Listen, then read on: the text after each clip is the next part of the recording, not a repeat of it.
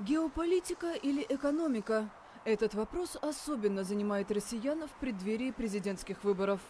Мнения граждан сильно расходятся в оценке состояния страны после 18 лет разговоров о стабильности, гарантом которой всегда считался баллотирующийся в 4-й раз Владимир Путин. Для Елены, покупательницы на московском рынке, в этом вопросе все очевидно. Намного лучше стало жить. Внешняя политика, внутренняя политика совершенно изменились в лучшую сторону, я считаю. Вот сейчас у меня сын берет ипотеку. Ипотека сейчас снизится, понимаешь? Мне все нравится в его политике. Я только за него. Александр солидарен. Жизнь стала лучше. В принципе, я думаю, что в большинстве люди, по крайней мере, окружающие меня люди, то, что я вижу на улицах, кого я вижу на улицах, стали жить намного лучше и, можно сказать, достойнее, богаче. В среднем я оцениваю так, по моим наблюдениям. Я лично,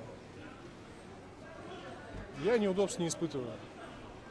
Мне хорошо. Но есть и те, кто испытывает, особенно по другую сторону прилавка. Наталья продает на рынке свинину. Она считает, что разрыв между богатыми и бедными слишком велик. Низшие слоя существуют, выживают. Олигархи у нас круто живут, наслаждаются жизнью. А старики, дети больные не получают того, что должно давать государство. И я не думаю, какой президент это даст им. Обидно, что русские люди живут на грани вымирания и нищеты. Другая сотрудница рынка, Галина, несмотря на собственные невзгоды, находит в сложившейся ситуации повод для оптимизма. Возможно, для простых людей стало немножко более тяжело, потому что все-таки у медиков понизили зарплаты в какое-то время, сокращение было очень серьезное, коснулось меня непосредственно. Приходится работать на рынке.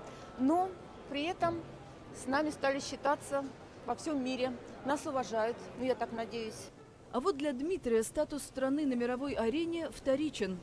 Единственное, чего хочется, чтобы наша жизнь становилась лучше. Не на геополитическом уровне, как это сейчас делается, а именно чтобы наша жизнь, каждая частная жизнь у человека становилась лучше. Вот что хочется вообще в целом. А от выборов, влияет ли на это выборы, на мой взгляд, наверное, нет. Интригующим предстоящее воскресенье голосование вряд ли кто-нибудь назовет. Абсолютное большинство соцопросов прочит легкую победу действующему президенту.